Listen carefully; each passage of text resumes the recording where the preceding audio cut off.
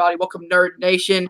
This is something we're attempting here. This is the live HorrorScope podcast for technically one day before October 1st, but it's the Halloween season, ladies and gentlemen. Woohoo!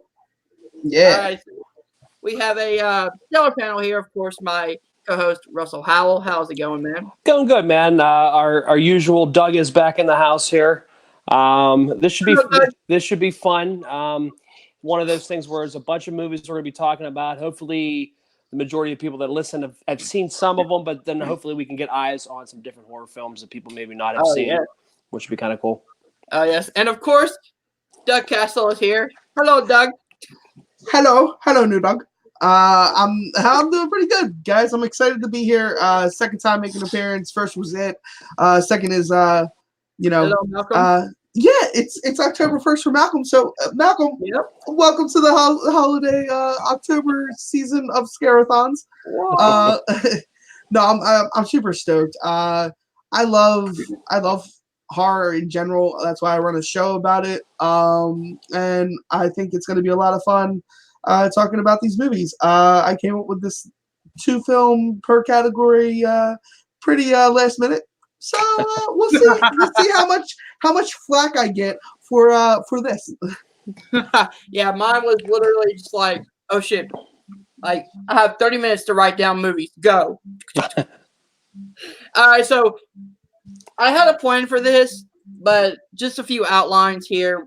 We have 3 categories we're going to talk about, which are our slashers, then our horror on streaming services, that could be Hulu, Netflix, things like that, and then we have our paranormal / supernatural movies. So let's start off with kind of our favorite slashers to get us in the mood for the Halloween season. Russ, on to you. Yeah, the top 2 slasher films I picked are usually by no surprise. They're a couple of my favorite films of all time. First one is Halloween, 1978, John Carpenter's masterpiece. I mean, it's just one of these films where, I find myself watching it every Halloween I have to watch this film. I think it's a perfect film.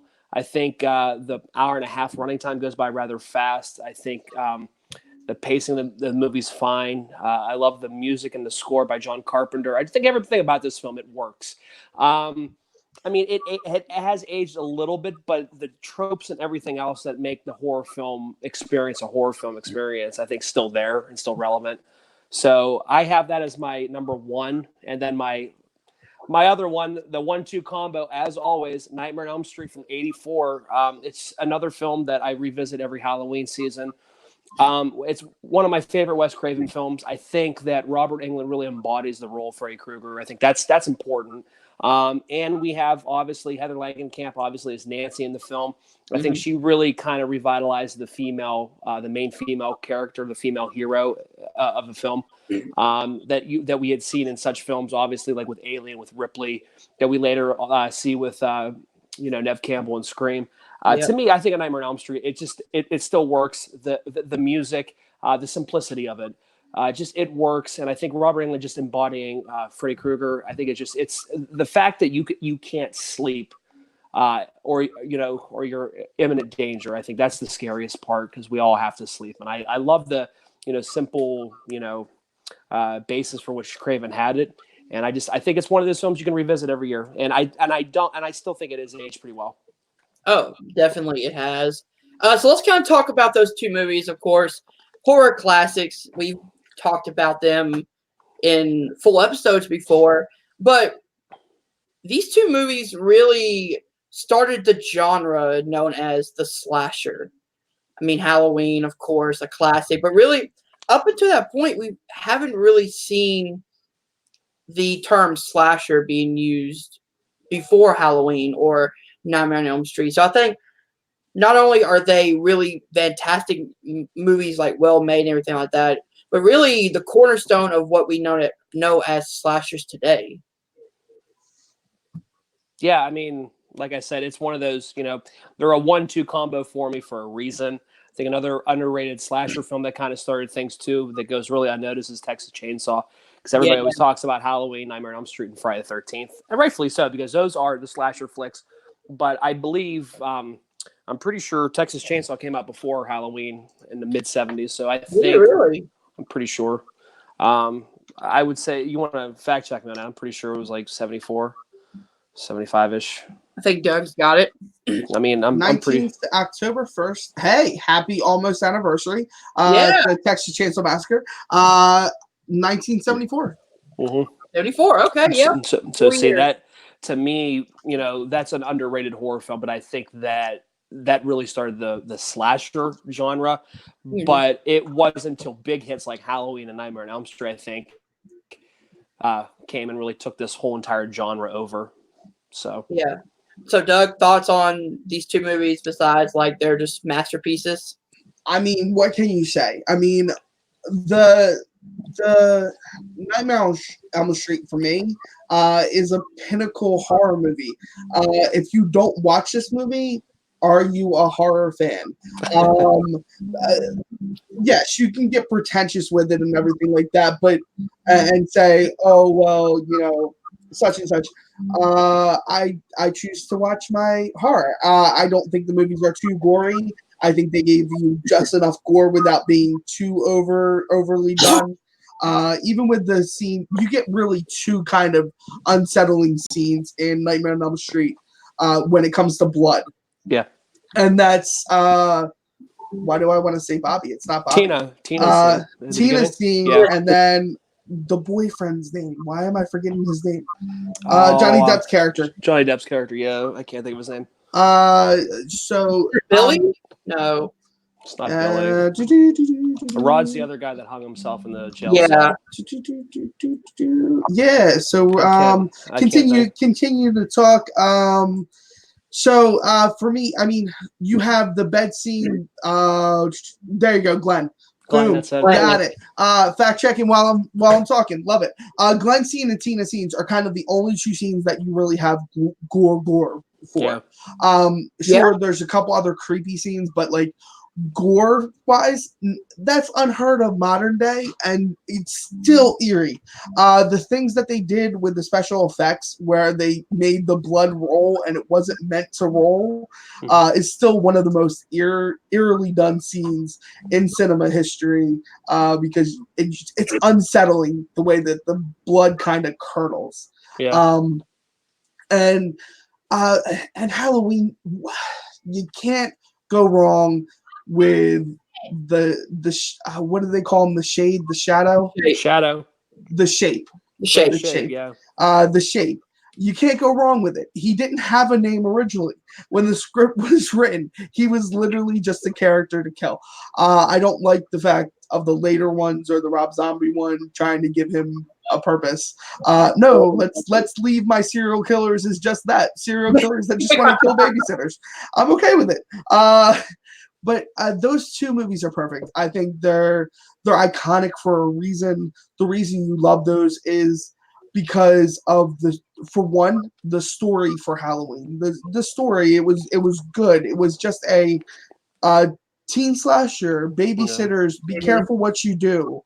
And the writing, the jokes, the charisma of Robert Englund in Nightmare on Elm Street, it's hypnotizing because you're scared of him, but he draws you into the screen every time he's on. It's not that like it's like okay, like even in the later stuff when he's goofy, like let's take Dream Warriors. Power Glove. It's time. It's prime time, bitch. Boom. Yeah. It's great, and like it's just he's a charismatic person, and it was the perfect person to put in that role because let's be honest, Freddy Krueger, before he was a demon or a poltergeist that haunted your dreams, your children's dreams, he was a real life person, and you had to make him kind of very charismatic to children at least, because that's angled at. Yeah, we're not going to go into that, but very good picks, Russell. I like them a lot. All right, Doug, on to you for your two slasher movies. Love watching during Cool. So movies that I watched during Halloween, I blanked on for like 5 minutes while I was trying to remember the name of one, because I couldn't remember it. I wanted to name the whole thing, and I kind of remembered the last name, and I was like, no, it's a full name.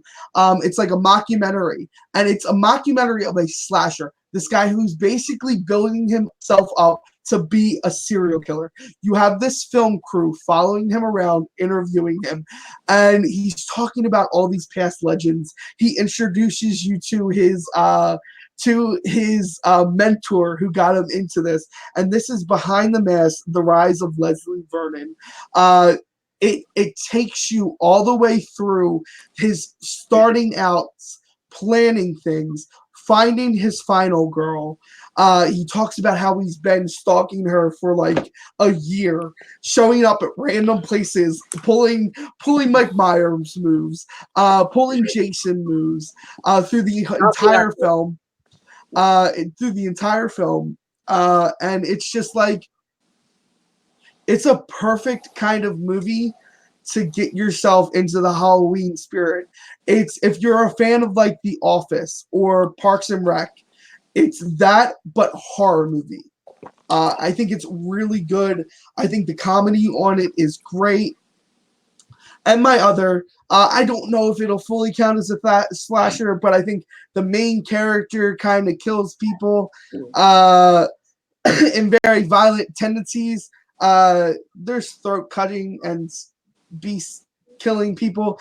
Anyway, so this is an anthology movie that has an overarching story to it, which is great.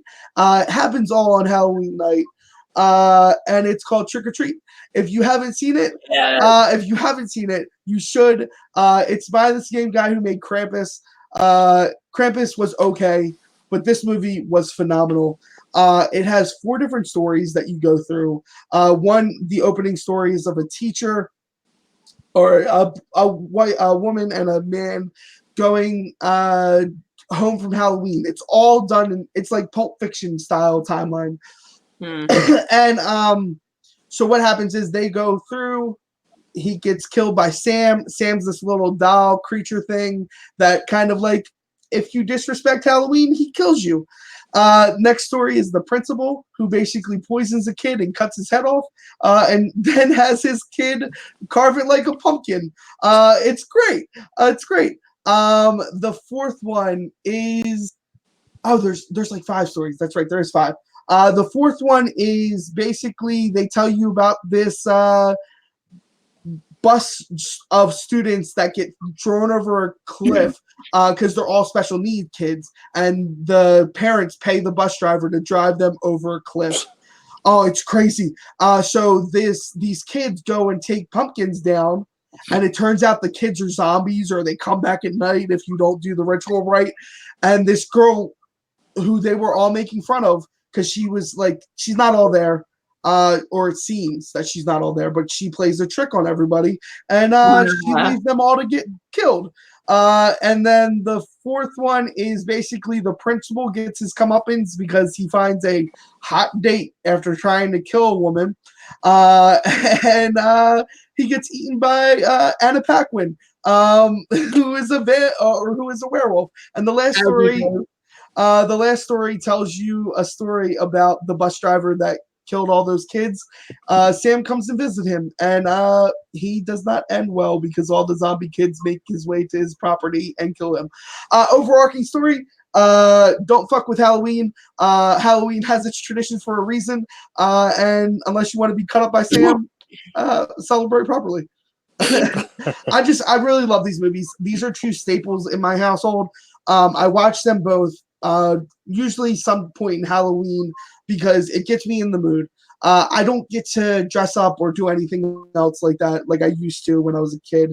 And I think like I always want to hold on to that a lot because it's a lot being an adult nowadays. And to be able to just sit down for 2 hours or like an hour and 30 minutes and pop on a nice slasher movie, it puts you in the mindset of Halloween and lets you actually relive some of those memories. So that's why I chose those as slasher films, because they're kind of like the mainstay. Yeah. Yeah, I need to check the that mockumentary. I got to check It's that. so I good. hadn't seen that. And I remember Me seeing too. Trick or Treat. I bought it on DVD like when it first came out. I remember I was like underwhelmed by it. I didn't like it. I need to revisit it. I want to give it another chance because a lot of people like it. I just remember not liking it. I don't know if it was just that, when you watch films, it's just, you have to be in the right mood, I guess. Yeah. And I don't know, it probably wasn't Halloween season, I think, when I watched it too. So that might have been a factor. I got to revisit it. There's a lot of people talk about it. I need to give it another chance. But I remember just not being impressed when I saw it. I think because it was one of those ones that were like, it was kind of those, it's more of a cult classic now. Yeah. Because it was one of those underrated films because it didn't have a theatrical release. I think it was word of It mouth. had And one, but it streaming, was so- like it was Yeah. very small because yeah, nobody really went out to see it. yeah. So it like I came need to out give on that, DVD and stuff. I need to give that another chance though. So I'll have to do that this Halloween season. Yeah. That's Trick or Treat is actually one that's on my need to watch on Halloween list. So I'm definitely gonna watch it this year. I just haven't seen it before. Hey, I'm glad that I'm exposing you guys to new horror movies, because that's what I'm all about. Because the rest of my list, besides maybe one, everybody in the world has seen. I'm So bored. I was like, I'm boring. So yeah, I was like, let me try and get at least in the slasher Yeah. genre some stuff that people haven't seen. Because I was surprised by how much I really like Behind the Mask. yeah. I'm gonna have to I check was it out. really surprised because like I'm not big into the mockumentary stuff. Yeah. I watch The Office with friends and I watch Park and Rec with friends, but like I don't like pay attention to the lore of Office, if that Yeah. makes sense. Yeah. But I was very much into it. Like if you like that style, it's a horror movie for you that you'll really like. Yeah. Sounds interesting.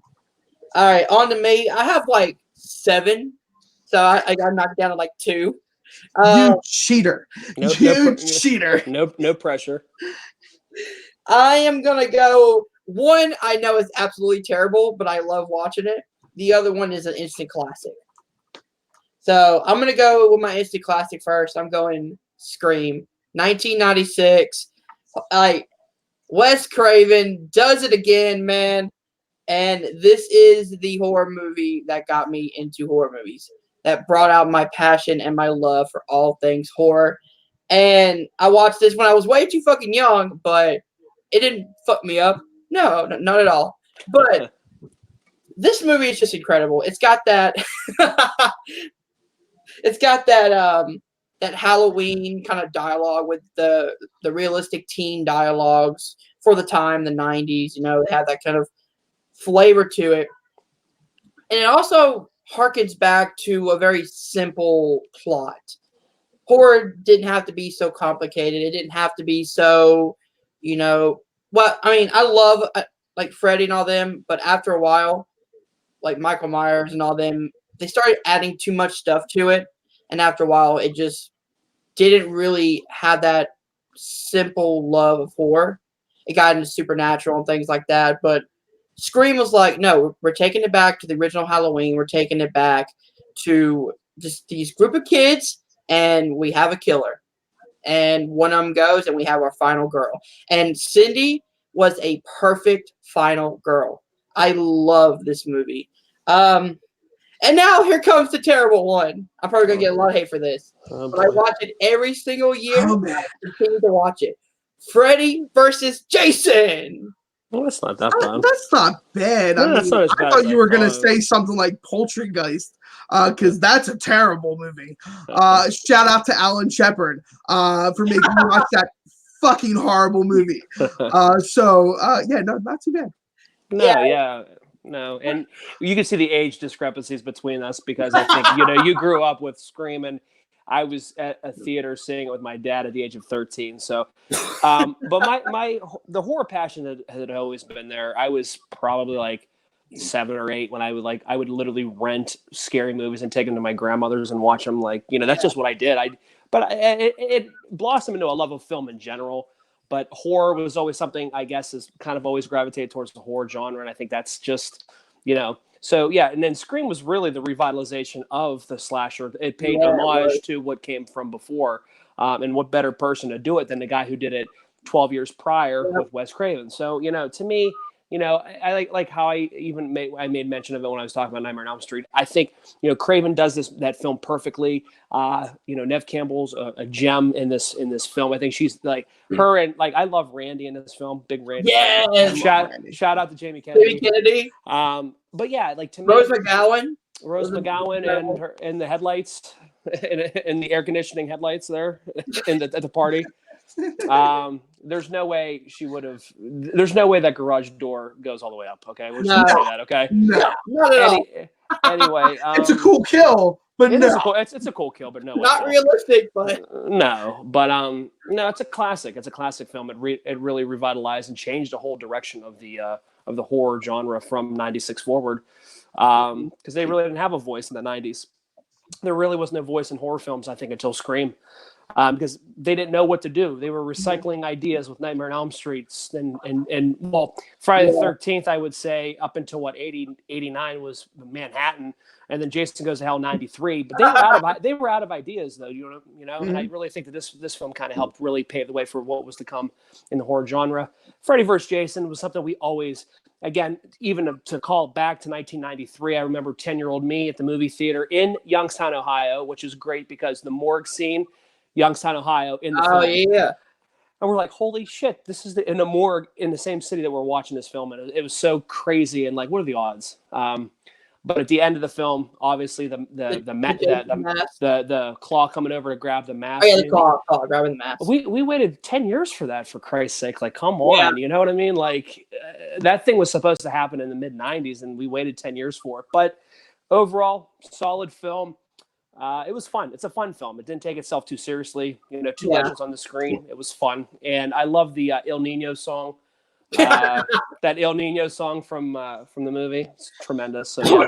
I love the preparation for this movie, like ahead of time for Freddy vs. Jason.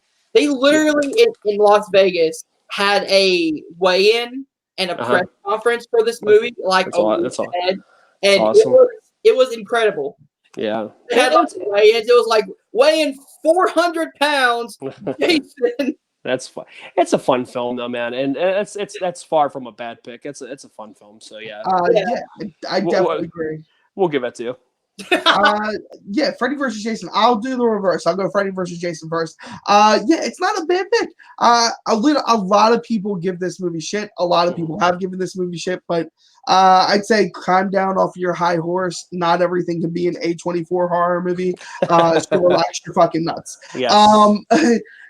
So I enjoyed it for what it was. The scene where she passes out and all her friends want to kill her is a terrifying fucking scene. Yeah. If you don't think that's terrifying, you must not have friends. Yeah. You must not have friends. You have a safety blanket of not having friends. People Doug's here now.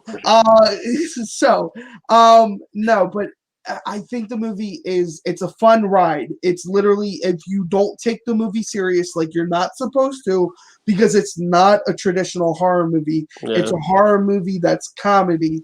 It's suspense. You literally have Fred using Jason as a pinball machine. Yes. Yeah. Yes. So it's great. So moving on to Scream. 9-year-old Doug didn't know what he was doing. His mom's girlfriend was like, "Oh, we need something to calm him down. Let's go take him to a horror movie," because the kid loves horror movie. Because I saw Leprechaun 3 before I should have seen that movie. Nice. I saw that movie way before I should have seen that movie. Leprechaun 1 too, because we had West Coast Video and they didn't card me at all when I went in there to rent videos. Awesome. So little 9-year-old Doug sits down in the theater and watches his very first meta horror movie. Because I didn't really understand what the meta culture, nobody really did when they were younger. But now you sit down and understand that Wes Craven's New Nightmare was his start off for meta humor, and you see his kind of opus, his kind of opus in this film. This is what he wanted to make when he made New Nightmare. I think the characters are superb. The story is superb. 3 gets wonky. let's forget about it. Not really, because I actually like parts of 3. 4 is amazing. I don't care what anybody says. Do not talk. Don't talk about 4 yet, please. Just let's hold off on 4 first. No, but 1 kicked off something that eventually down the line got really, really crappy. Like the meta horror kind of got crappy down the line. And then it gets kind of good back when we get another movie that's going to get mentioned later. For me, I think the characters overall were my favorite part of this movie. Randy citing the rules. Classic, man. It's classic. You just go down the list and it's classic scenes. The killing in the van with the camera guy. The delay. There's the delay. Yeah. Delay. Yeah. Courtney Cox as a reporter. And this is the film that they met on and got married. So it True makes story. a lot of sense. Yeah. Nev Campbell, her career exploded after this movie. Yeah. And I just think it's great because not a lot of people give horror credit for the actors that you get from horror. Yeah. You've gotten amazing award-winning actors from horror. Yeah. Leonardo DiCaprio, Critters 3. Before he did What's Eating Gilbert Grape. Yeah. Nightmare on Elm Street. Kevin Bacon, Friday the 13th. Yeah. Jennifer Aniston, Leprechaun. Yeah. That's what we call a callback, guys. No, but overall, Hunter, your picks are solid. They're solid for this. Yeah. I have nothing wrong with your picks at all. All right. So I was like, you know what? Fuck it. Freddy vs. Jason is just a fun ass movie. Yeah. You're good. All right, so let's move on to horror movies found on streaming. I'm going to start with this one because I have one I don't know if you guys have seen, but I'm going to go with one that I watched, I think, 2 days ago. It's called Would You Rather. I've not seen that because I know what happens in it. Yeah, Nope. I'll have to write it down. Nope. I can't handle that type of stuff. I didn't watch The Eye because of that. Get out of here. I have a phobia with eye things. I can't do it. I punched my friend in the face one time because he made me watch a movie that had it in it and he knew about it. I was like, I have a bad thing with those things. Sorry, guys. I didn't mean to like that. I'll have to check it out. Like I said, eyes don't bother me. I'll have to check it out. It was one of those ones. Again, streaming ones are just not my forte. Yeah, this one I will say is not a fantastic movie with fantastic actors, but the actors do a good job, and the premise is really fucking crazy. It's the childhood game of Would You Rather mixed with Saw. Okay. It's like pick one and you die either way. Yeah. So I don't know. I was like searching. I was like, this seems intriguing. Put it on, and I actually really had fun with it. That's one, and then fuck it. I'm going The Babysitter. I've heard of it. I never. Netflix original, and it was not bad. Not bad. Good actors. The third act gets a little wonky, but overall, it's a dark comedy horror. It's actually really funny at times, and it's a good like Halloween movie that you find on Netflix. I have to check it out too. All right, so let's move on to Doug. I've seen The Babysitter. Oh, really? I like The Babysitter. It's probably one of the only McG movies that I like. No, I think the premise was great. Imagine having a hot babysitter that flirts with you when you're the age of like 14. 14. This is all in the trailer, so I'm not spoiling anything. That wants to make you a sacrificial lamb at one point. So yeah, there's that, and the premise and the stars of it aren't like any Oscar-winning stars. No. There's nobody No. that you'll find in this movie that'll win an Oscar. I'm telling you right now. You got King Bash in it. No, you don't have anybody else. So Robbie Mel's in it. He's not good, but he's in it. all right. Yep, cool. No, the movie's good overall. I enjoy it. It's a fun ride. It falls in the same category like Freddy versus Jason. It's just a fun ride to sit through and watch. It's only like 90 minutes. Yeah, it's a quick watch. It is a quick burn. watch. All right, so let's move on to Doug with his Netflix picks. Sweet. I have one original Netflix show and I have one non-original Netflix.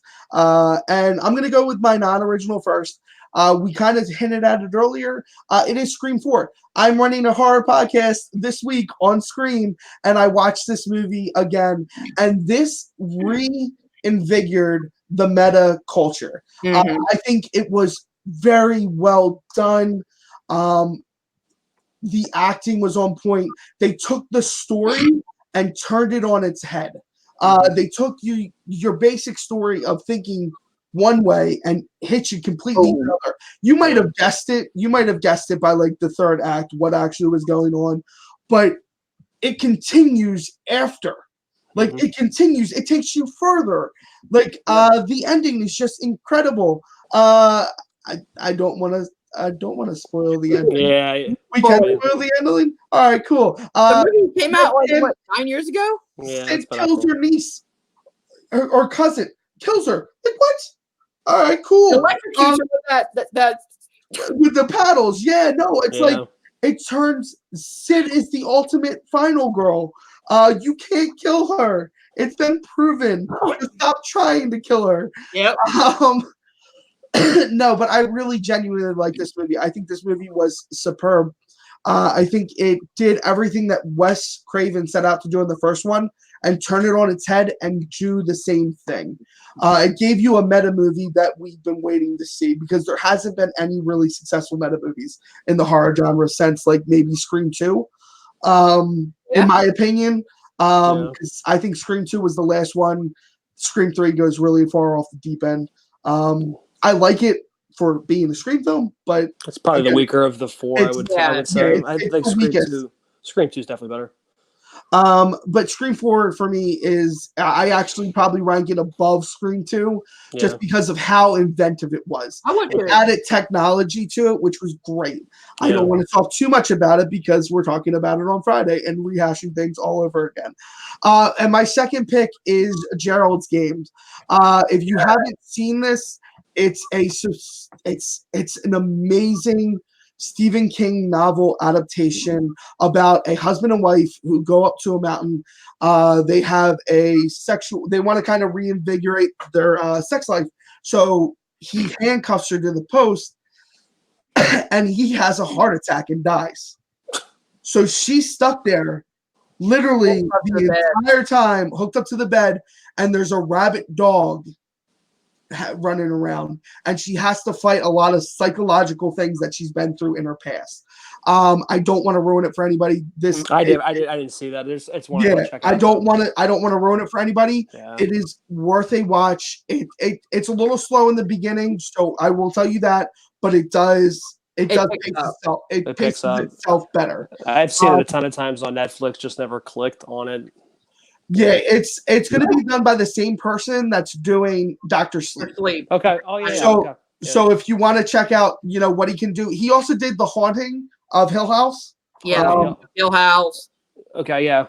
Yeah. So he's a guy that you can kind of trust with the Stephen King property. He kind of knows what to do, the insides, sort of like you can trust Andy Muschietti.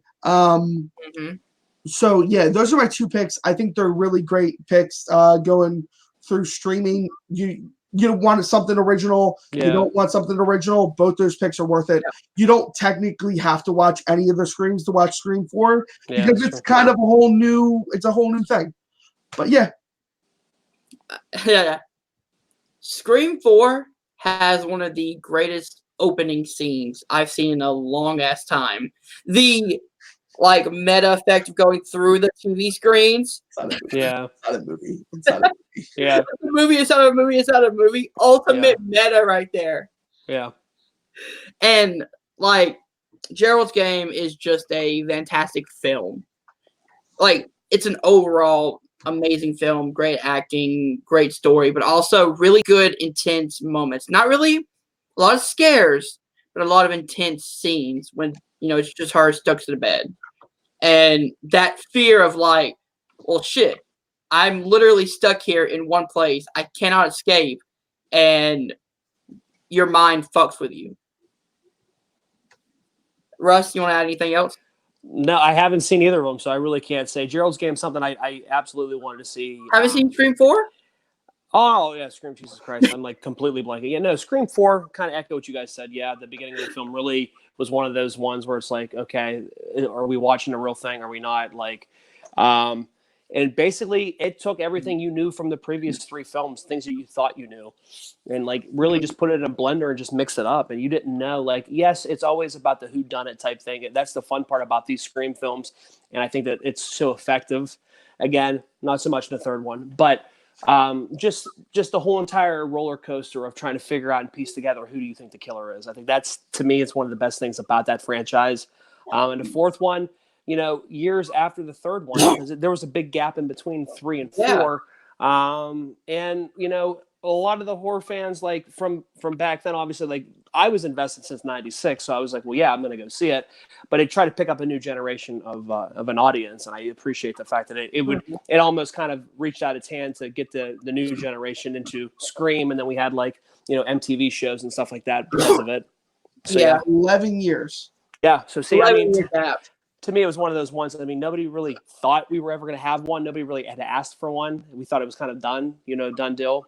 Mm-hmm. And then 11 years later, here it comes, and it was good. It was effective. Yeah. It did okay at the box office from what I remember, but not, obviously what the first 2 did or first 3. But it's still fun film, fun franchise. And technically speaking, this movie gave Emma Roberts more shine.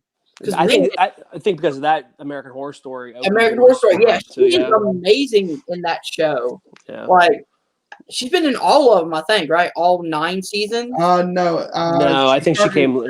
I was gonna say she came in. Yeah. Oh, really? Yeah. Yeah, she started in 2. She wasn't in Murder House. Oh. If she would have been in Murder House, she would have probably been that mean girl that gets scared. So. Yeah. I'm actually liking Paul. Sorry, sidetrack us a little bit, but I'm actually liking this season. So I like her character in this one. It's kind of different than what she's played maybe outside of Freak Show. But this follows all the beats of Friday the 13th so hard though, man. Mm-hmm. Like I'm hard. so excited. Yeah, like that first episode. You guys shouldn't be here. You're gonna end up dying. I thought the crazy bicycle guy, dude. From Friday the 13th, man. Yeah, man. Yeah, that's like taken right out of the side of that. And I know what you did last night.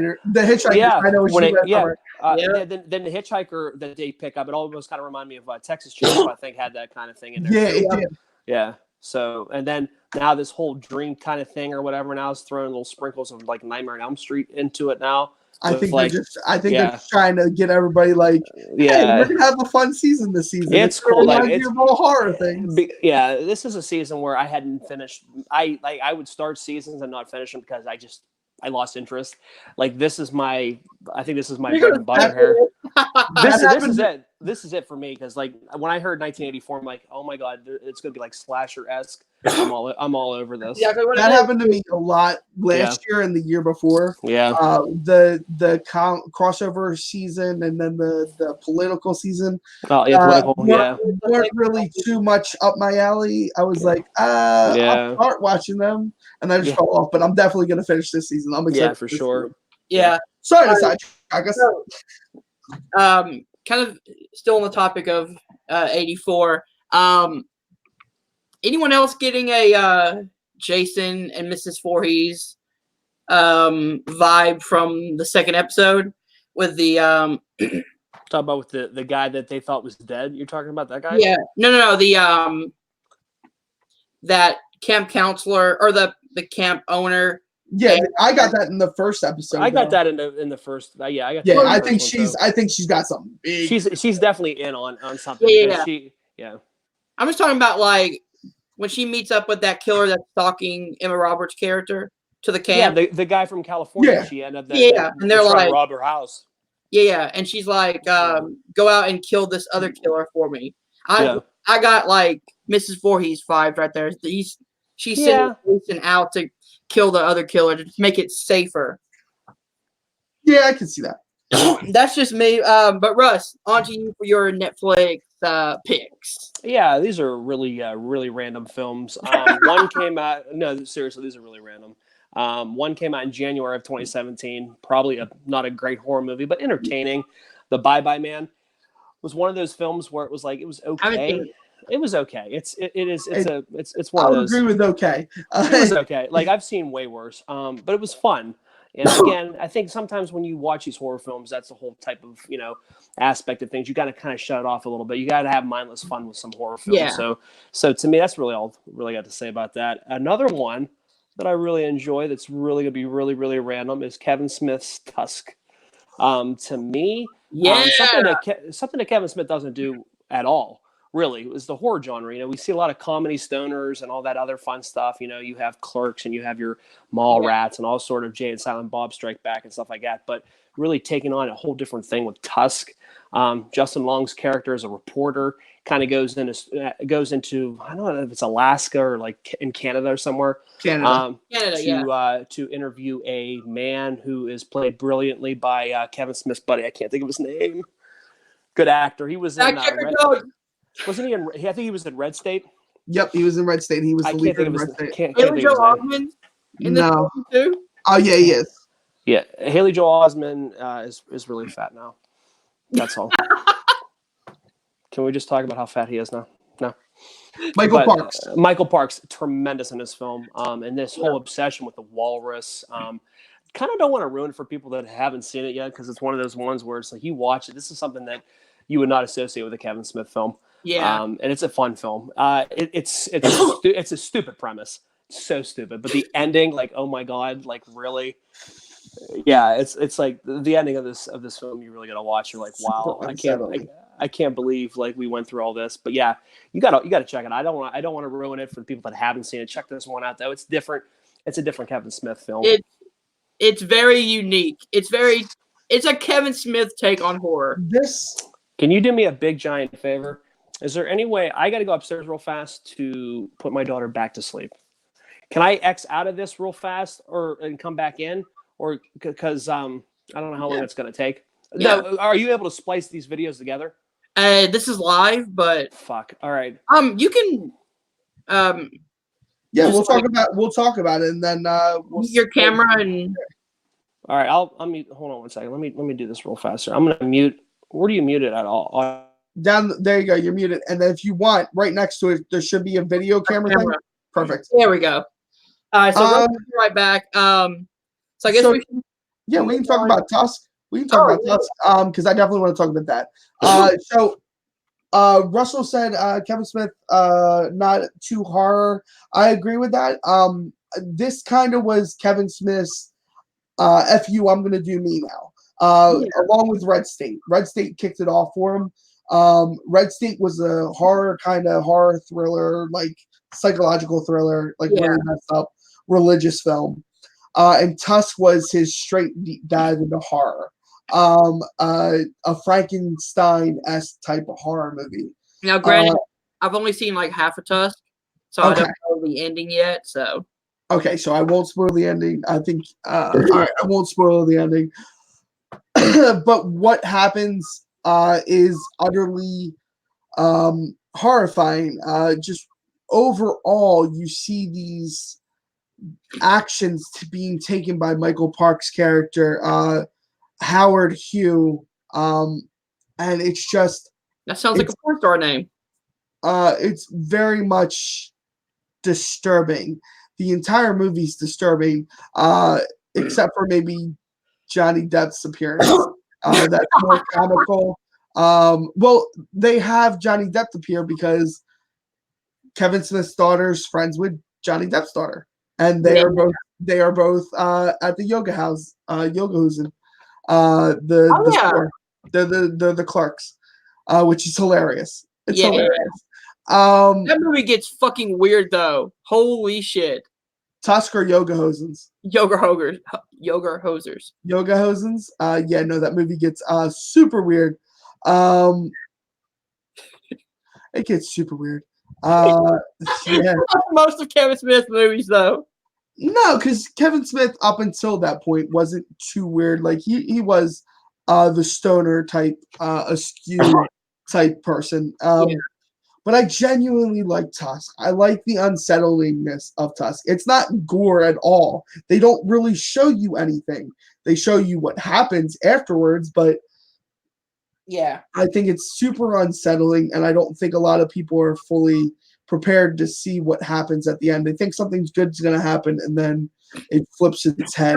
And go ahead. Sorry. no, I was just going to say it's super good. His first movie was what again? What was the first movie? It was his Kevin Smith's first movie. No, Russell's first movie that he mentioned. Oh, he mentioned. I know it was something that was okay. Bye Man. Bye Man. Bye Man. There you go. Back. Bye Man for me, it was okay. It was a take on Bloody Mary and like Candyman and stuff like that. I thought it was okay. I haven't seen it. I heard horrible things about it, and it's not the greatest. If you just want a movie just to turn on, just to make some white noise, sometimes that's a good thing. Yeah. But it's okay. I'll give Russell that. It's an okay movie. I don't think it's bad. I've seen 10 times worse. You ever see The Human Centipede? That movie's horrible. Oh my god! Don't watch it. It's disgusting. Who wants to? Let's move on. Let's move on. I'm sorry. I put us down this deep, really bad hole. That's what she said. I mean, that's what they all said in that Centipede movie. So while Russ is doing that, I actually have two more on my list on the streaming. Oh, there he is. On the streaming services that I want to bring up real quick. Okay. Do you have any extras you want to bring up? No, I'm good. I went with the two, and that's what I finished at. All right, so the two I have were It Follows is on Netflix, and that movie is fucking awesome. And then Hush. Hush, directed by Mike Flanagan, director of Gerald's Game. Yep. Awesome movie. If you guys don't know the premise, I'm not going to ruin anything for you. It follows. I think you can tell the premise without giving away the entire movie. Yeah. So it's basically this deaf woman who's basically stalked by a killer. Pretty much. In one location. Yeah, one solid location. They don't switch locations, and it adds to the tenseness of the film. It's great. Yep. Russ, do you have any others you want to bring up from the streaming service? No, that's like I said, the Bye Bye Man was just a stupid fun one to do, and then Tusk, I thought, like I said, it was a non-traditional Kevin Smith film. Mm-hmm. A lot of his films, like last couple films that he's done, have been really kind of non-traditional. Kevin Smith just really kind of just having fun. And starting with like Red State. Red State started that whole thing. Yeah. And Yoga Hosers and Yoga Hosers was great. And Tusk, yeah. So like I said, it's one of those ones where it's a fun film and it's a different Kevin Smith film, and it'll put you in the Halloween film. It's in the mood because it kind of follows a little bit of like kind of how Doug was saying with like the Human Centipede. It kind of borrows a little bit of the tropes from that, but it makes it in its own less disgusting way. Yeah, I don't ever want to see that ever again. My friend was like, "Let's pop 1, 2, and 3." Like they were like, "Let's pop 1, 2, and 3." I'm like, "Fuck you, no." Like I want to see 5 people be a human chain. I want to see 100. No, thank you. Fuck that. So let's move into our paranormal picks because I think I know Doug's already at least one of them. Do you? Maybe. I don't know if you do. Those I went kind of old with those. Let's start with his picks. All right, cool. My first pick is a super classic paranormal movie. If you don't know this movie, I don't want to talk to you. This movie is Poltergeist. This movie scared me as a child. That's a joke about not talking to you because I talk to everybody. I'm super nice. I'm sorry. I didn't mean to hurt your feelings. I love you all. You're all my friends. So Poltergeist scared me as a child. I have a real deep they call it a sixth sense, but like I can feel like really like presence, and it's really weird. I guess that's why I have a super connection to like horror movies and stuff like that because I like the eerie. But at the same time, Poltergeist scared me because it showed me what ghosts can do when they're upset at you. In Indian burial grounds, don't tell me my house is built on an Indian burial ground. I'm selling that shit right away. Immediately. Immediately. Put that up for resale. Thank you. No, but oh my god. Nelson, what's his first name? Craig T. Yeah, Craig T. Nelson is amazing in this movie. He is the perfect father figure. Yeah. This movie, while it is scary, the clown is scary, Pennywise is scary. That motherfucking doll clown can go right to hell. Right to hell. Take it back. You're a demon. Get out of here. Who the hell can you get by the bed? What child wants that in their room? What Seriously. child? I don't know of one that would scare every child I've ever met in my life. It's been Seriously. my terrors forever. Ever. If you wanted to discipline your child, put that in the room with them. Maybe he was bad. Maybe he was bad. They were like, it's discipline time. The clown's watching you. And then Coming out for your punishment. and my second movie, because I feel like I'm rambling on a little too much, and I apologize for that. My second movie is a movie that I think before the trope was overdone, before it was done with Paranormal Activity, it was done in the best way possible because they made you believe it was realistic for the longest time. And I went with the Blair Witch Project. I thought this movie was fantastic. I thought this movie was fantastic. I think this is the best found footage that'll ever be done because it was something that no one was expecting. Everybody thought it was real at first. The late great John Schnepp had a really good story about this. Rest in peace, the big guy. Where he cut out the ending and just showed his friend like it was a snuff film, and I just died laughing. I was like, that's a really cruel joke, but why didn't I think of that? Think of it. Because that was funny. I'm a bit of an asshole sometimes. Sorry about that. I love you all. I told you I try to be nice. No, but I think this movie was incredible. The first time I've seen it, I was like, how is this made so well? Just the filmmaking aspect of it, knowing when you're going to cut those scenes and how to add the disturbing effects. Because the scene where the person is in the corner still to this day freaks me the hell out when they go back in the house. I'm freaked out by that movie. Paranormal movies do that to me a lot because ghosts freak me out because they're real. I think they're real. I feel them. I see proof all the time. I believe in ghosts, guys. Yeah, so make fun of me in the chat. It's okay. I can take it. I love you still. All right, so we have Poltergeist and the Blair Witch Project. Russ? I too also had the 1999 film Blair Witch Project. I was 15 at the time, and kind of how Doug said, this was almost like a state of the art film because you had never seen this before. And I think the found footage genre obviously it wore its welcome out later on, but we owe a lot to the Blair Witch Project, I think, for actually doing this. And so effectively, there's a reason why it was one of the biggest independent films ever. And it was because of the fact that, you could scare people by sheer tension and not necessarily seeing it, but knowing that it's there. Just knowing that it's eventually going to get these guys, and you never see it. The ending of the film's perfect. I think it's absolutely perfect. The way the camera hits down on the ground, perfect way to end the film. You know what happens. You don't have to see it. And to me, I think that's perfect in itself. And the fact that you think it's real. that whole thing right there plays into it too. So to me, like I said, I was 15 years old watching this film, and I'm like, this was tremendous. I enjoyed it. I still enjoy it today, and it's effective. So to me, 1999 Paranormal, or 1999 Blair Witch Project. I mean, it's technically 1999 Paranormal Activity. Yes, but to segue into my second pick, I'm talking 2007 Paranormal Activity. There we go. Nice segue. Because we hadn't seen it. I mean, we had seen it, but we didn't see it to the extent, I guess. To me, I think the two effective ways of doing this whole found footage thing, Blair Witch, Paranormal Activity, I think did it well. Obviously, Chronicle, I love that. It's a different film, but in Cloverfield.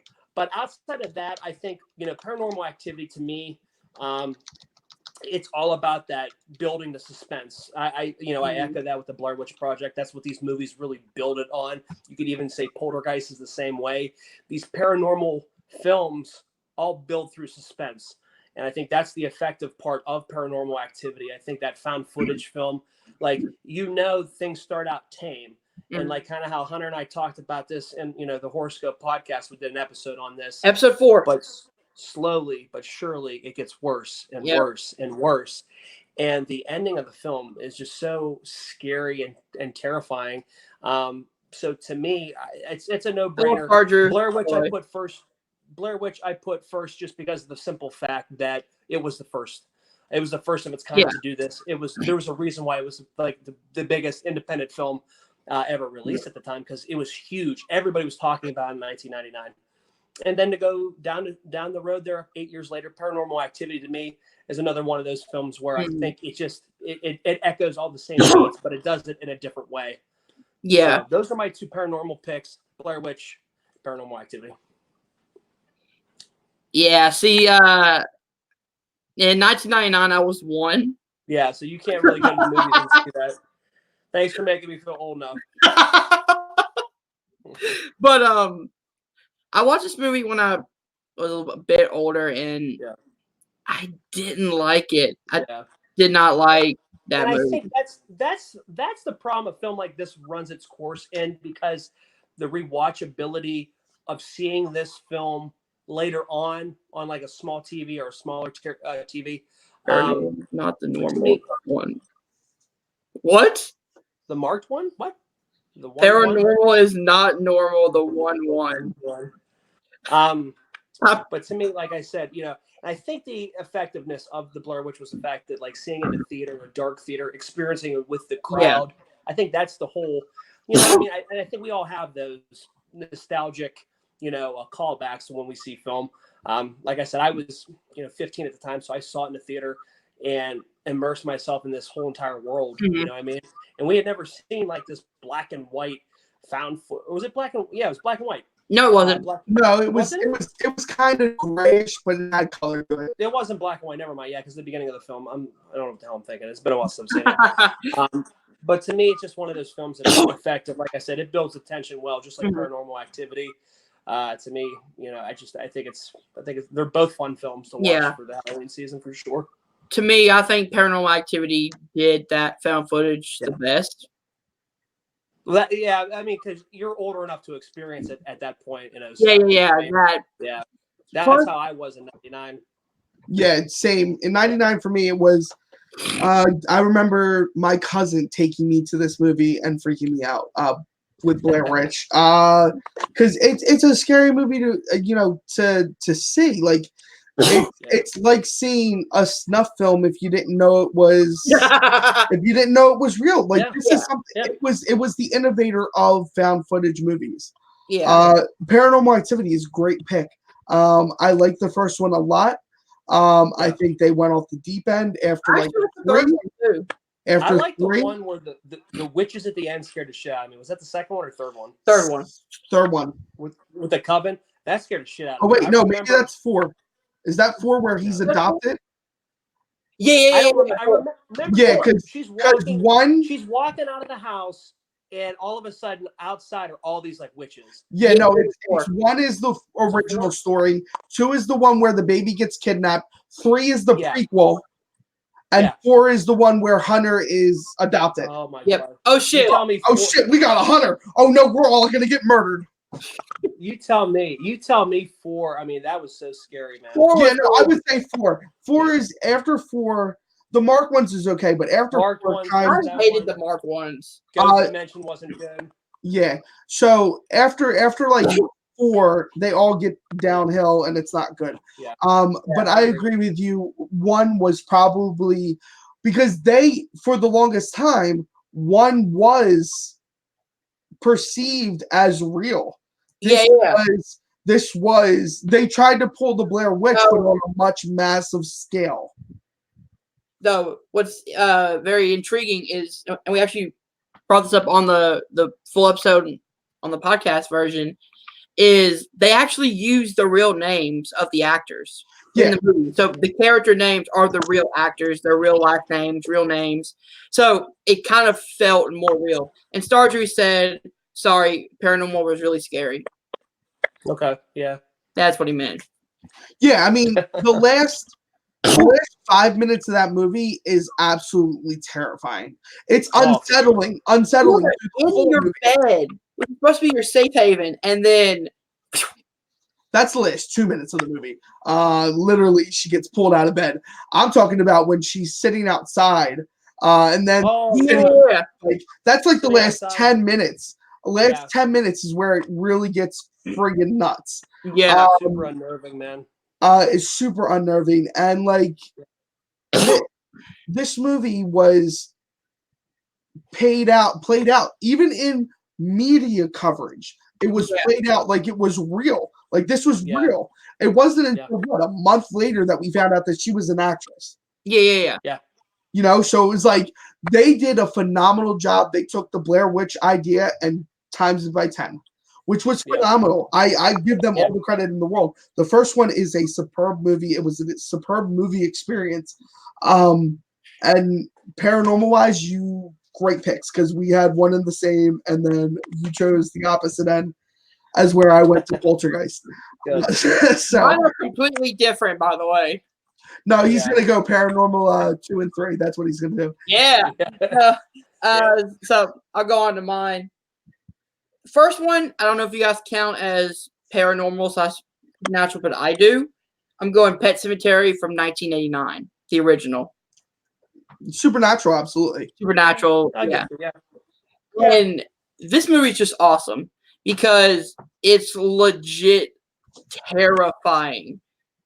Like, you have the kid coming back to life after being run over by a truck, which Stephen King wrote the book because that actually happened to his son.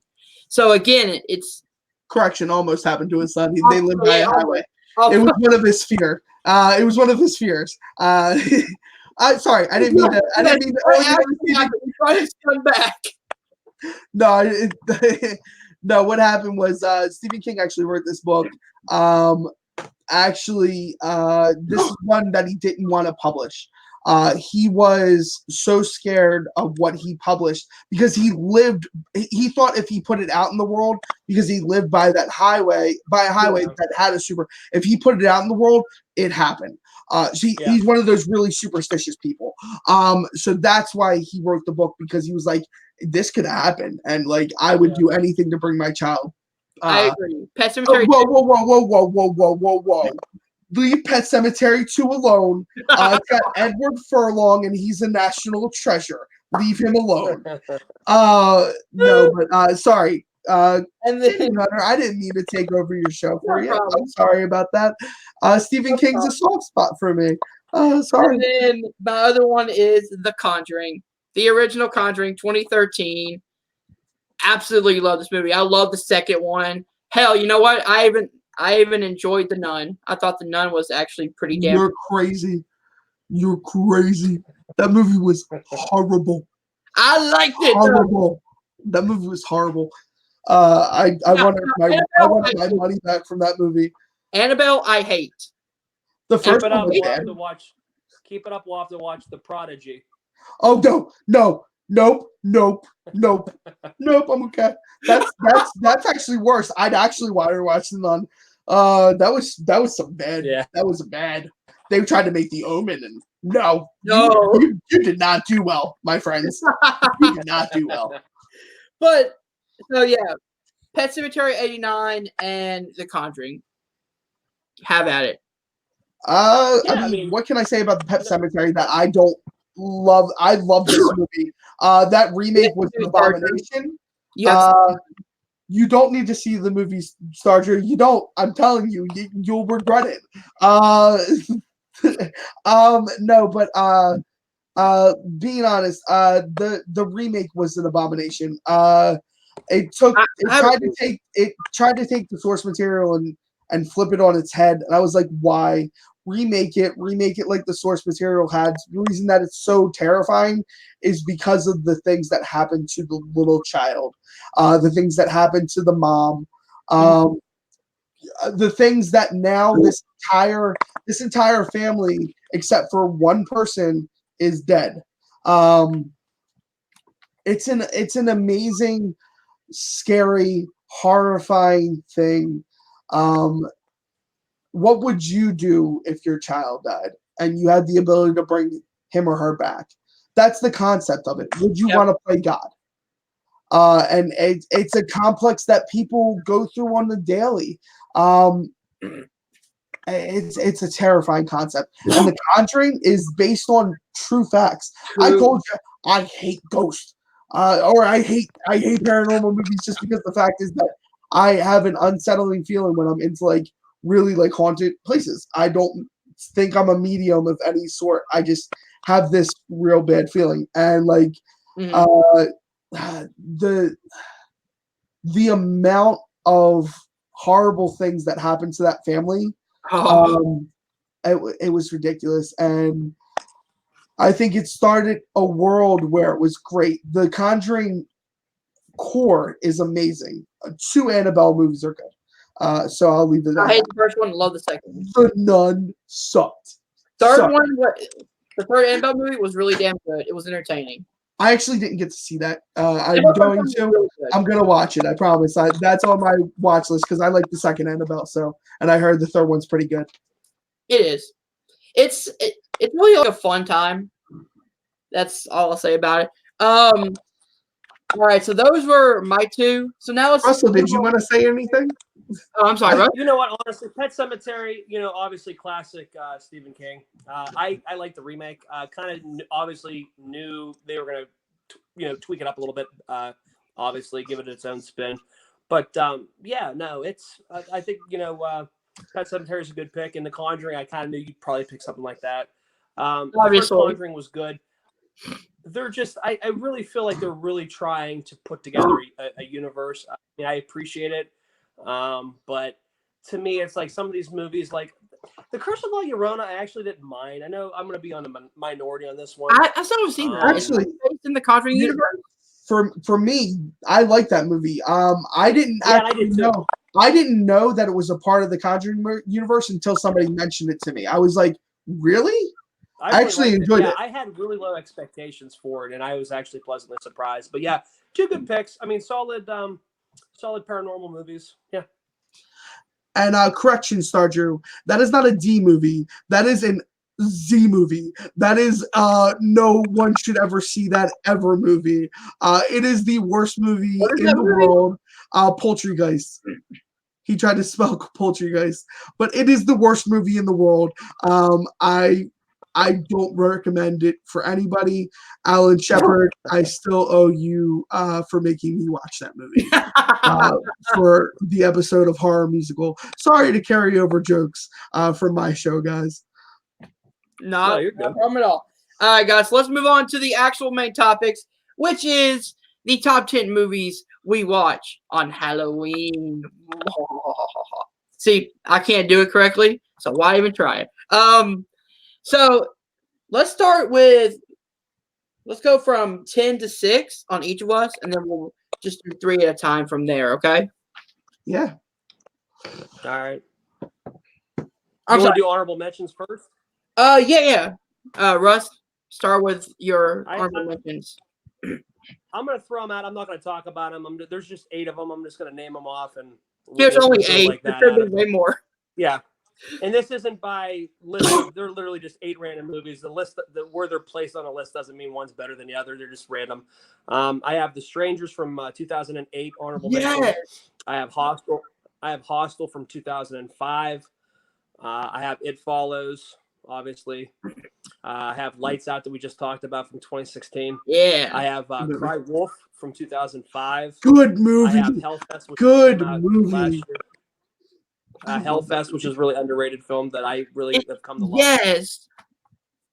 Exorcism of Emily Rose, I think is one of the best exorcism films that was PG-13.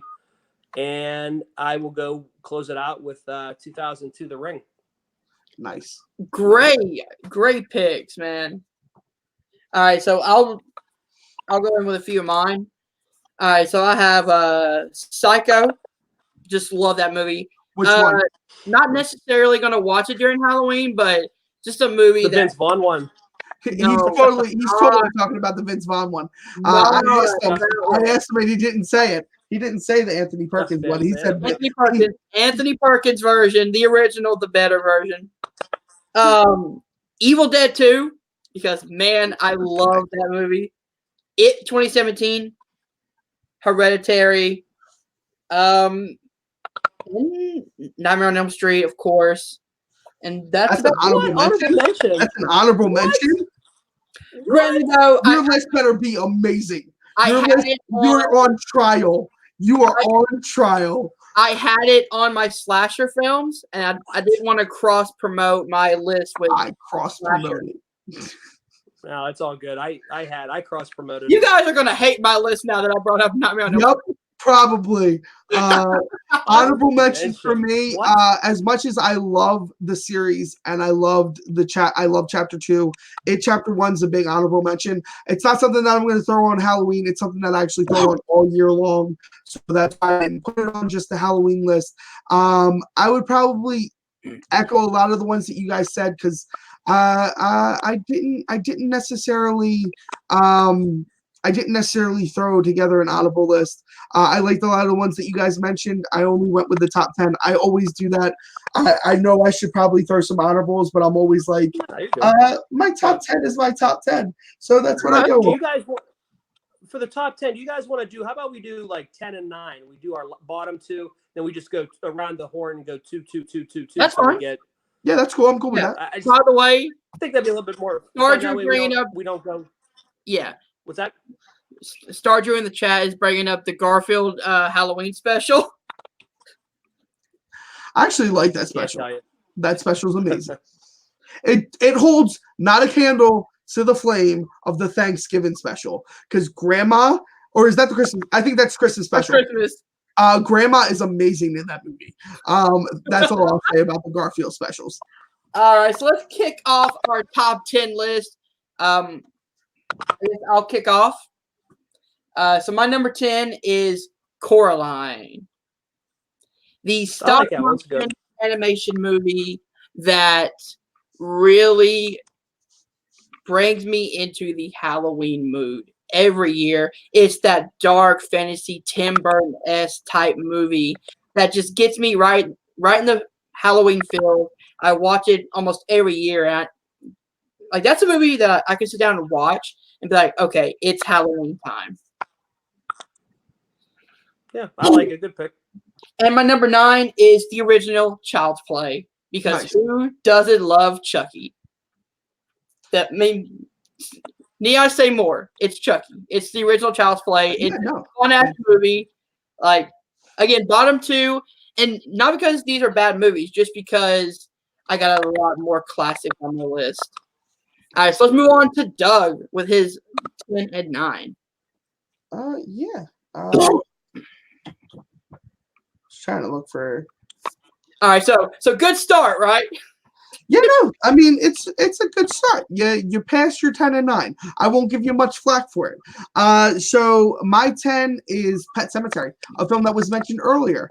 I start off with this movie usually every year because I love the eeriness and it gets me kind of into the season. And my number 9 is actually a mention for honorable mentions because I really enjoy this movie from somebody else. I like It Follows. I really do. Nice. I'll pop that on for Halloween because I really enjoy. You'll notice a lot of mine is horror based. I went horror based because I like the feeling of being scared or I have a feeling mix in mind. that eeriness and a sexually transmitted death curse is definitely Yeah. something that should scare you. I was contemplating between putting maybe this and Teeth up, but I wasn't into the gore factor for Teeth as much. I really like the story and the characters and how I guess how complex it can really be to not know this thing's following you. Yep. Those are my 9 and 10. I agree. Good picks. Good picks. Great picks. All right, Russ, on to you. Number 10, I had mentioned earlier in the paranormal section, 1999 Blair Witch Project. It's one of those films I go to just because how I beaten a dead horse. It was just a fun found footage film that really puts you in this. It really builds the tension the whole entire time. I think that's why that movie is just so rewatchable. Number 9, I have a film from 2005. Not a lot of people talk about Wolf Creek. I enjoy that film a lot. Ooh, nice I think choice. it's a really good film about a crazy Australian guy who picks off and kills these kids that end up backpacking in the Australian desert or something like that. Mhm.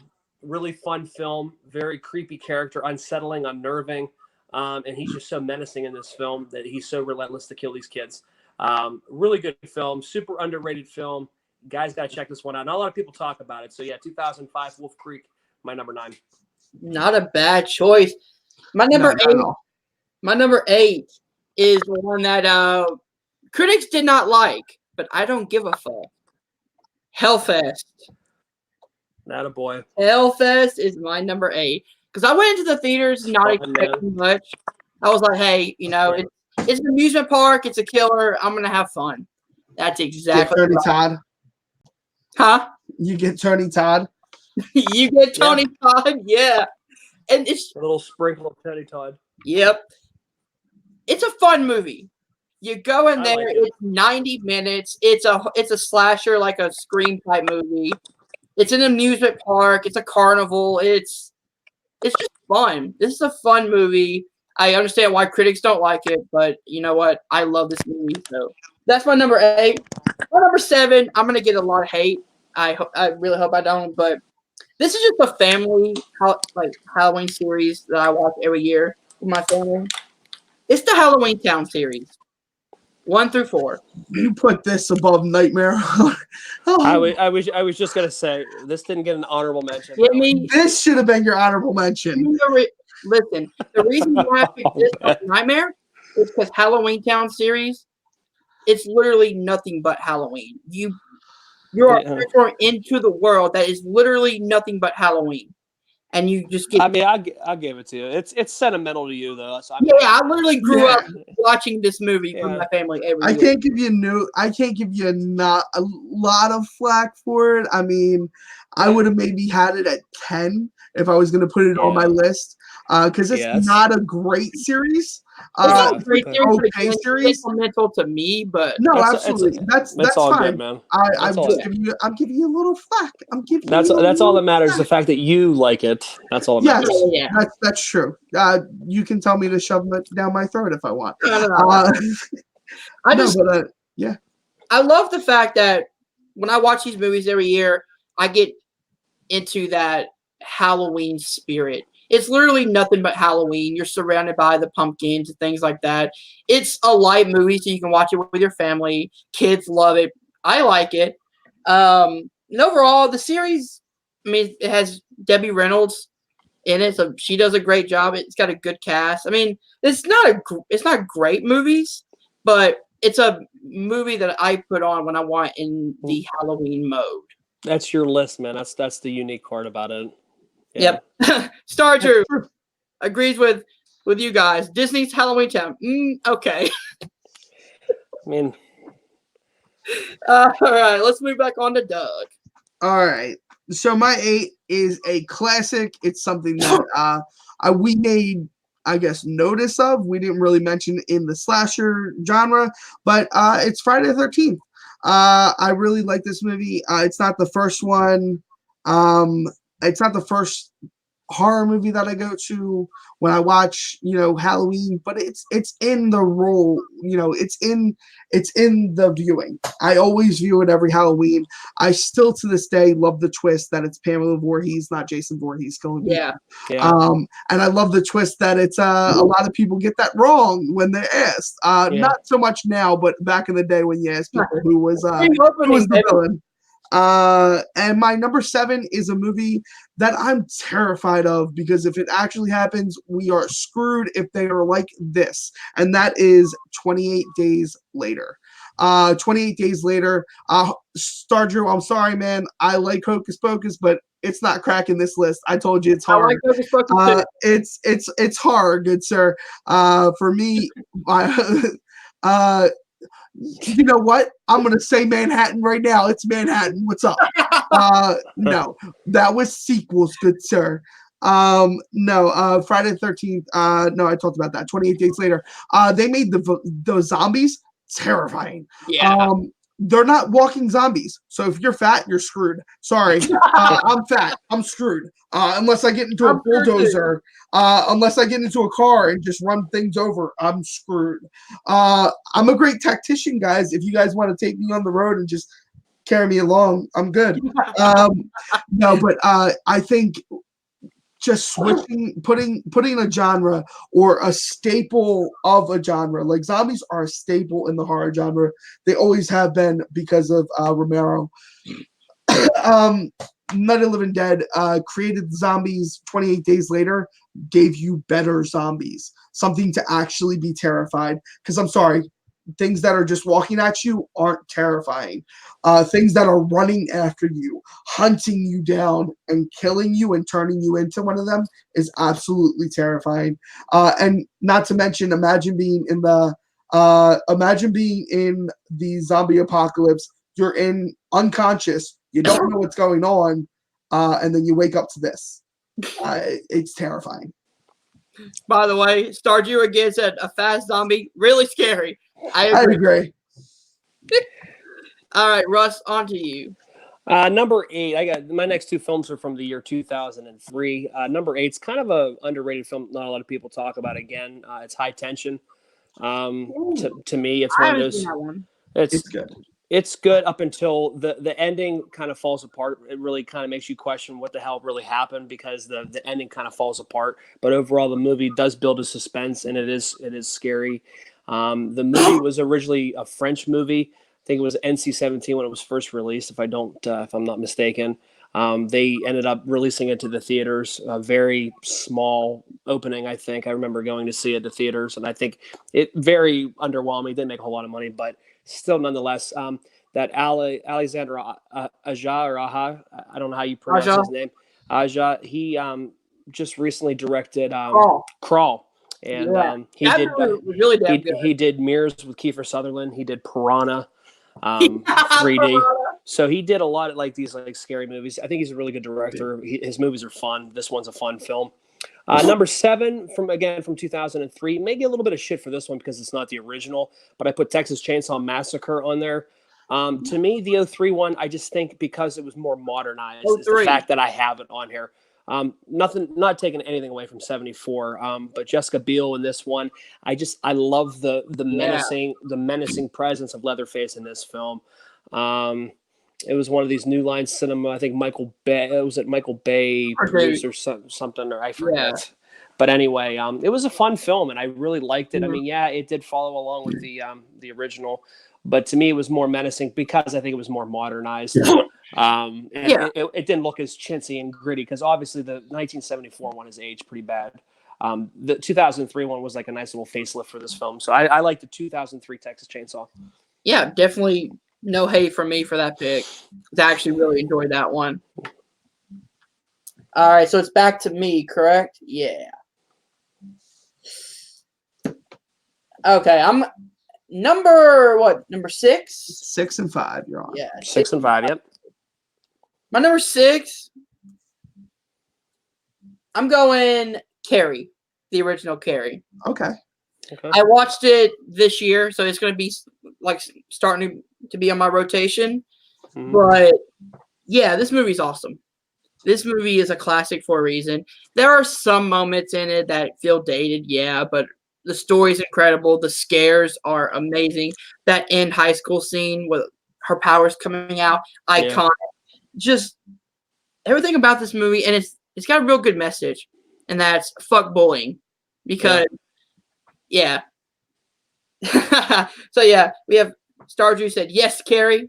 I agree, and then he said didn't see that series Texas Chainsaw Massacre. Sorry. You should. Yeah. And then my number 5 is again kind of a newer one, but I see this one on my rotation. Happy Death Day. Because holy crap, I had so much fun with this movie. It's literally Groundhog's Day meets Scream. Mm-hmm. And I love it. My two genres that shouldn't work together. Yeah. Put together and it works perfectly. The second one was okay.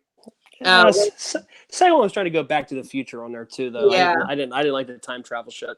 Yeah, but the first one, the original one, was just a good 90-minute I agree. Scream-esque movie, and I had fun with it. I agree. Yeah, no, I mean, I can't hold flack on either one of those. I mean, Carrie, it's iconic. It's iconic for a reason. Specky, yeah, I definitely didn't say that name right at all. Yeah, I'm a little out of it. Sorry. Happy Death Day. I think it might be a little high on your list. I like the movie. I just think it might be a little high on your list. When it comes down to it. But again, you guys might think some of the ones that are on my list might be a little high. But again, though, opinions. I mean, they're like assholes. Everybody got everyone got one. So I guess it's me for my 6 and 5. Yep. So my 6 is something that nobody mentioned in any of them. We could have mentioned it in the paranormal, but I didn't because I wanted to save it for this because I really enjoy this movie. My number 6 is The Shining. I really love this movie. I have every version on DVD. Do I love it as much as the book? No, but I don't associate it with the book because the book is different. There's like really big differences in the book. And Stephen King did a miniseries. It's not good either. And that's more faithfully adapted. Yeah, no. I will stick with the Kubrick version. I do like it. I watch it every Halloween for iconic scenes. Danny Torrance is an amazing character that you see as this 5-year-old kid, 5 or 6, something like that. And then my number 5 is Hunter's honorable mention, and that's Nightmare on Elm Street. I love this movie. I mentioned it while I mentioned if it's a great movie, then why isn't it on your list? I'm just saying. I literally watched it this year, and I like more better. I think very much a lot of the stuff that Russell has indicated when he announced when he made the pick for his slashers is correct. And what I said about it is correct. Robert Englund makes this movie. The iconicness of Freddy Krueger is what makes this movie. The well balance between his jokes and actually being terrified of this character. Yeah. What makes this movie so iconic and such a rewatchable horror movie, especially during the Halloween season. For sure. Yep, those are my 5 and 6. All right, so Russ, on to you. All right, my 5 and 6. My number 6 is a film from 1990, another Stephen King film called Misery. Big fan of this film, man. Annie Wilkes, Kathy Bates' character, is an obsessed fan of Paul Sheldon, James Caan's character. James Caan gets into a automobile accident at the beginning of the film while listening to Junior Walker and the All-Stars' Shotgun, name of the song. Case a little fun fact for you for movie trivia. Gets into a wreck and gets found by this former nurse who we think is going to nurse him back to health. No big deal.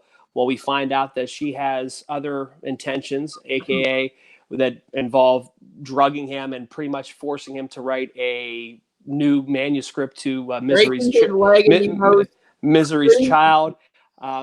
What a scene with breaking the leg. Just an iconic film altogether. That whole entire claustrophobic feel that you get in this film, because it just takes place in this, like, in her house, in this cabin out in the wilderness. They're snowed in, so there's that entrapment. You feel like trapped with him in this whole entire film. There's a reason why Kathy Bates won an Academy Award for this performance. She's brilliant in this film. Yeah. And James Caan's nothing short of spectacular either. It's a fun film. If you haven't seen it, check this one out. Really recommend it. It's one of my favorites. I would say one of my favorite Stephen King adaptations to movies. And number 5, kind of echoing with Doug, I'm going to go The Shining from 1980. When you think of a film that I've grown to deeper appreciation, and I think it's just the Kubrick-esque of it. When you watch a Kubrick film over and over again, you catch different things each time you watch it. I think that's the brilliant part of him as a filmmaker. I feel like a lot of people don't really appreciate the fact that we had Kubrick. Yes, he was very eccentric and very different. But the movies the movies that he make leave an impression on you. You know, I remember seeing a couple years ago, I hadn't seen 2001: A Space Odyssey ever. And I remember watching it, I'm like, holy shit. Like what he did in 1968 with the technology. Like, I'm talking, Star Wars hadn't even come out for almost another decade, you know, and he's putting this stuff out. It's truly breathtaking. Him as a filmmaker. I love the overhead shot at the beginning of the film to set The Shining. I love just the music. I love the what did he use? A dolly or whatever that he used there for the scene where to get low with when Danny's riding the bike in the hotel. That cart or whatever he used, the dolly or whatever. The twins. I mean, there's Red Rum. Here's Johnny. There's so many iconic scenes from the movie, and you catch different things from the film each time you watch it, which I think it's just a test of how that movie has still aged well. You catch different things each time you watch it. So I have The Shining at 5. All right. From one Academy Award winning movie to another one. My number 4 is The Silence of the Lambs. Okay. My God, what a movie. What a fucking movie. I keep watching this movie over and over and over again. And just like The Shining, I catch new things every single time. New dialogue from Hannibal Lecter. New scenes with him and Clarice I didn't notice. And this movie just works. It's long. It's a long movie. And you have to be kind of in the right mindset to watch it. But when I am, and I watch it every Halloween, this movie is fucking amazing for a Halloween watch. That's a good one. And my number 3 is the only repeat on my list. I looked down, and I realized I had one that was on my previous list. And that's Scream. Come on. It literally got me into horror movies. Scream was the first horror movie I ever watched, and it created this little monster of horror, and I love it. This movie, again, goes back every year and watches it. I watch it multiple times a year. So quotable. The rules, Randy, like Nev Campbell's incredible. I mean, just everything about Scream I love. So my number 4 is Silence of the Lambs, and my number 3 is Scream. All right. Yeah, solid picks. Still, so to echo Hunter here, my number 4 is Scream. It's a movie that I saw when I was 9 in theaters, and I really love this movie. We've echoed this movie probably about 3 times, more than we should have in this episode. So I'm going to move on real quick. My number 3 is Halloween. You can't get through a Halloween season without watching the first one. And I'll get to my 1 and 2, why there's so much, for me, more important as a viewing experience. But Halloween is iconic for this reason. You watch it every Halloween. AMC has a Fright Fest specifically dedicated to like 48 hours of Halloween. Really? Yeah, they show every movie back to back like twice. I gotta watch that. Really good. Here I come. Yeah, it's AMC Fright Fest, and it's great. I can't echo more than what's already been said between talking about the slasher genre and everything else. It's a quintessential horror and Halloween movie. Mm-hmm. All right, Russ, on to you for your what's it? 4 and and 3. three. All right, Yep. my 4 we talked about earlier, Friday the 13th from 1980. Has the movie aged poorly? Yes, but it's still one of those guilty pleasure films. Obviously, we talked about American Horror Story, obviously borrowing a lot from Friday the 13th. Mhm. And I just think it's one of those films, it's important in the slasher genre. So to me, it was one of those films. I mean, yes, has the acting's like really bad. Some of the scenes are really bad, but the twist to have his mom being the killer the whole entire time and not Jason, I think was kind of cool. It was different at the time. So I have that at 4. At 3, I got Scream from 1996. It's just one of those films that really reinvigorated the horror genre and the slasher genre. Like I said, in the early 90s, I think a lot of the horror films didn't really have a lot of direction to go. They were doing, sequel after sequel. I'm talking with like Halloween with, Friday the 13th and stuff like that. And they were running out of ideas and Nightmare on Elm Streets. This was something original, like a whodunit type film, and just what it pays homage to the other films from before. I thought Craven was, genius in that aspect. But yeah, I have that at number 3 at Scream. All right, back to me. Super solid. Super solid. My number 2, and yes, it's so high, but I don't care. This is Halloween. This is Halloween. A Nightmare Before. Wow. It's not even a Halloween movie. Oh my That is a God. Halloween movie. It's both. No, it's not. It is not a Halloween movie. Nope. It is claimed. It is claimed by Christmas. Nope. It is a Christmas and Halloween. movie. No, it's not. Just because they have Halloween Town, it is not a Halloween movie. Oh boy. And the movie starts literally on November 1st. Yeah. So It's not a Halloween movie. it is. It's barely a horror movie, and it's not even that. Again, You chose. All right, no, I get to give you flack on this one. I get to give you flack on this one. why? You put Nightmare on Elm Street as an honorable mention, and you put number two. Oh man, One Hunter. of the greatest I don't know, man. You might be evicted from the Bloody Manor after this. Or be evicted to the basement. This movie's amazing. The songs are all. I do not disagree that this movie is amazing. I love this movie. I love the atmosphere. It is definitely both a Christmas and a Halloween movie. I don't care. It is both. And this movie is fucking amazing. Repeat every year, multiple times on Halloween. So, You mean Christmas, right? Because you watch that during Christmas. Both. Halloween and Christmas. Halloween twice and Christmas twice. I love it. Oh man. And my number 1 is 78's Halloween. Because of everything that we talked about. My number 1 is the best, in my opinion, the best of the slashers. I love the overall story. I love the music. The music is incredible. The characters, the dialogue. We've talked about this all before. We have a podcast with Ben Bateman on it, and we literally talked for about an hour and a half on. This movie is amazing. So, yep, that's my number 1 is 1978's Halloween. Doug, the only movie I give you flack on in your entire list is Nightmare on Elm Street because it's not a Halloween movie and it's not a horror movie. Nightmare on Elm Street? Thank you. No, that's how flustered I am. Nightmare Before Christmas. It's called Christmas. Star Drew. Thank you. Because he wants to be Santa Claus.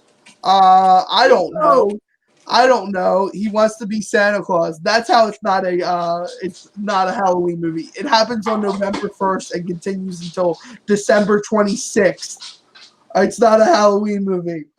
All right. Halloween movie. Now I'm going to go and give you some really good horror Halloween type movies that you want to watch on repeat and put in your circulation. Number 2 is The Exorcist. This movie, I remember seeing this movie. I remember seeing this movie for the first time, and still to this day, it creeps me out. Just Linda Blair's performance in this movie is spectacular. She was what, 12 or 13 at the time, I think. 13, I think. And she Which again has to scary because 13. literally outperformed every adult that's on the screen with her. And that's not saying anything against the adults that weren't screen with her because they were great. Going to my number one all-time horror / Halloween movie is Alien. Alien gives you a claustrophobic feel the entire movie. It's unsettling. It's something that scares you.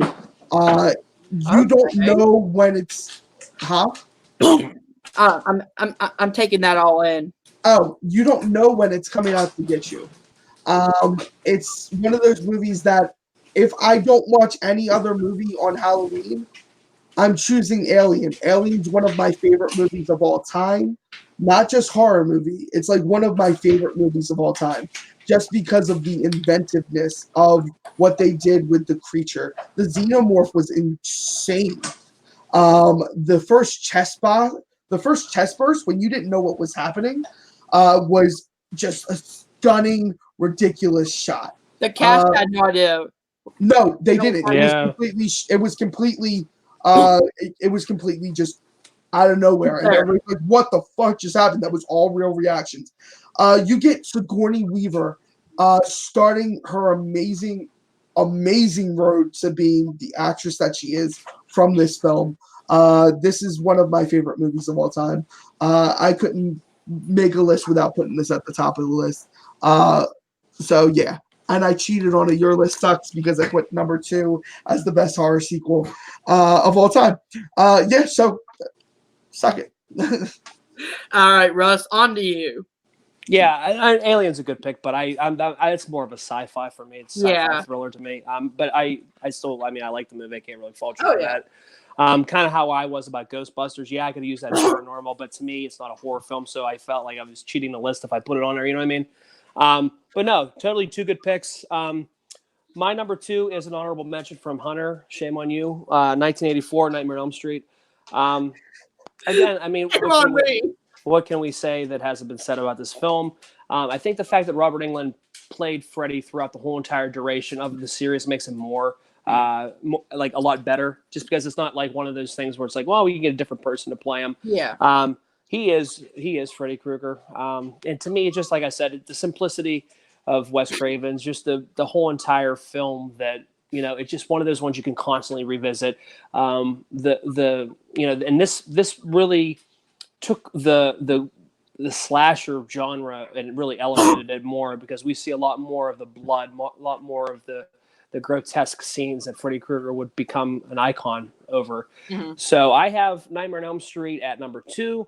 My number 1 should not be a surprise. It is Halloween 1978.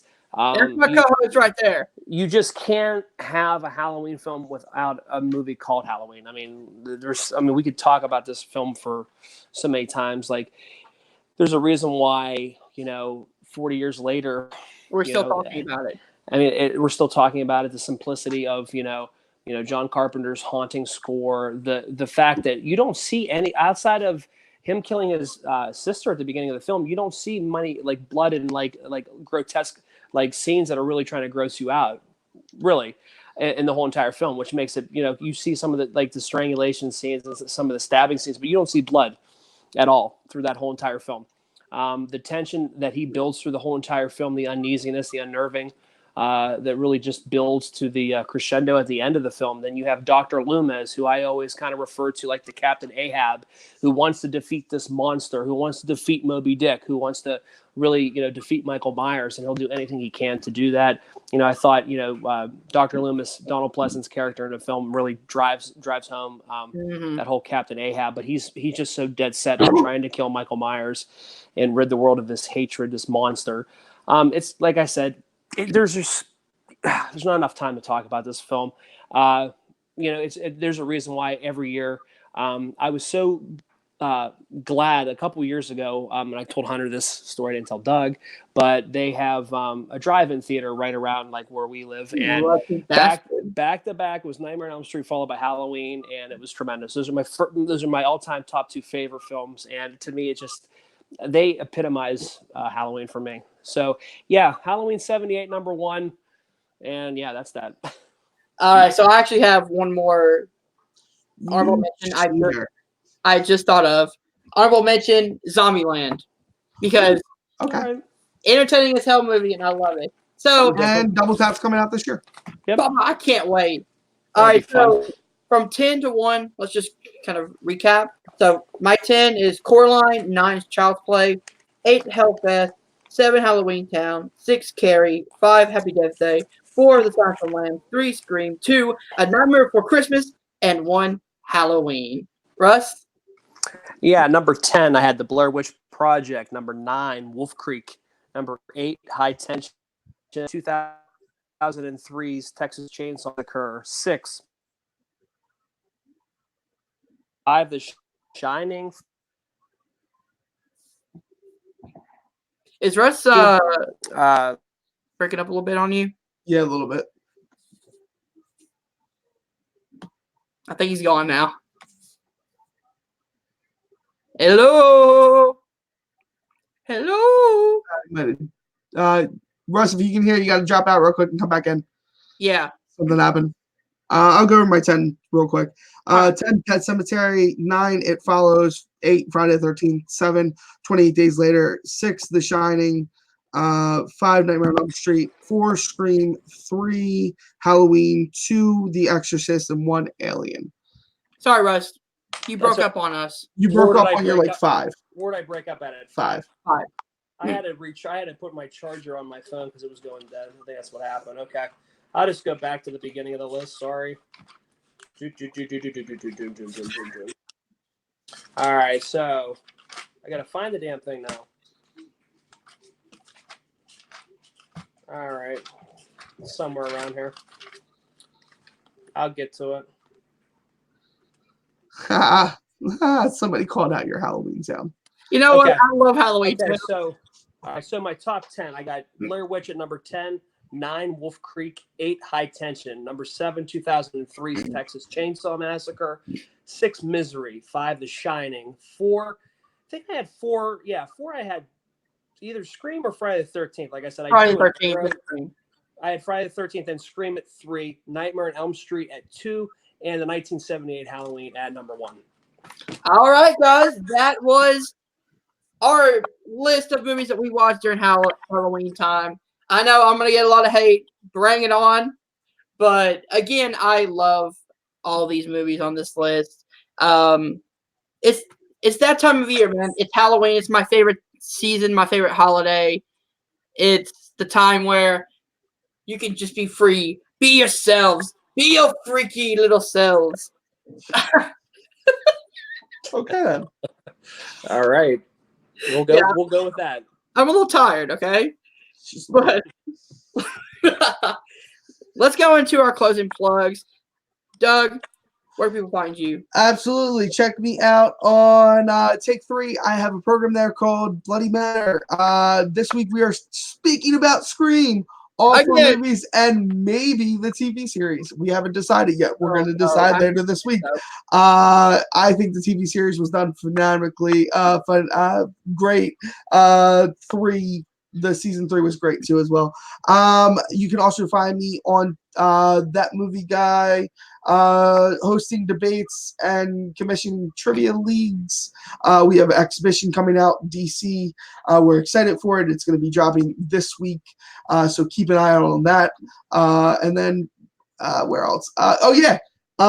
Starting next Friday on my actual channel, Filmatic Reviews. It's actually going to be called Filmatic Network. Because it goes over all entertainment. We have the brand new cast for our D&D sessions. And I'm super excited. If you guys would please check it out. It's going to be live. We're going to test this all out. We're going to have a lot of fun. I built a world. A bunch of people in the fan leagues are joining. A bunch of people that are in the reactor channels are joining. I have a 5-person cast. And it's going to be a lot of fun. So if you want to check it out. And we'll be holding auditions for next season probably. Thank you for having me again, guys. You guys have been excellent hosts. It's been a lot of fun talking horror and Halloween. Yeah. My co-host, Russ. Do your plugs, man. Yeah, Notorious by Chance. I do a podcast with my buddy Chance Ellison. Check it out. We literally have, like I said, we've had this forever. The 20th anniversary of The Matrix in the hopper. We're going to be changing our server length, I think, because of the way that the copyright thing, I don't know. That's ridiculous, by the way. Our image apparently was like copywritten, obviously because it had like a small Ghostbusters logo on it, but we're going to be changing our logo and rebranding it, keeping it the same, but the other 40 episodes are going to be on this old feed. We're getting a new feed. So you can check us out there on Facebook, Notorious by Chance. Join the group. We're going to be putting polls up here for Halloween season 2. We just kind of we're shooting some ideas for what we're going to do for episodes 2, kind of where it doesn't overlap what Hunter and I do too, so it'll be kind of fun doing that. And you can find me rebranded my YouTube channel. It is now Notorious by Chance. It's a companion piece to the podcast where Chance Ellison and I review all new movies, all the current releases. I believe Abominable was the one that we had just released a couple days ago, so check that one out. Like I said, what was that? Is it good? Yeah, it actually really is good. It's a really good DreamWorks film. Yeah, we're going to be putting all of our new releases on there. So check that YouTube page out. Kind of, like I said, a companion piece of the podcast where we actually do it, like this. We set up a, face-to-face discussion. We just talk about the new release films. So, yeah. And you can pretty much find me anywhere else talking movies, competing in family trivia and all that fun stuff. Awesome, man. And, yeah, we have this as a podcast. I am going to put this out on the podcast feed, but also this is something that I want to start doing more on my channel, which is live HorrorScope podcast, or not live, but just, more video version. So I can put up on Film Nerd TV, this channel you're watching it on right now. Just to get more content out on this channel. That way we can have this and the companion piece be the podcast version as well. Yeah. So whether you're in the car listening or you're at home and want to check us out and see these lovely faces, then we're all right here. Stitcher, Apple Podcasts, Spotify, if you want to listen to us. And thank you to the people in the chat, including Walter Manson, who said, I freaking love Halloween. We do too, apparently. Thank you to Malcolm. Star Drew has been with us the entire almost 2 hours. Thank you, Star Drew. He said, thank you, guys. So thank you so much for joining. Yeah, thank you. Yeah, I want to do something kind of special. Maybe once a week, do like a live stream, just like kind of hang out discussion about horror movies and just kind of random topics in Halloween just for this month of October. So like, share, and subscribe to Film Nerd TV. Thank you guys for watching. We'll see you guys soon. Peace. All right, boys. I'm going to head off. It's been fun.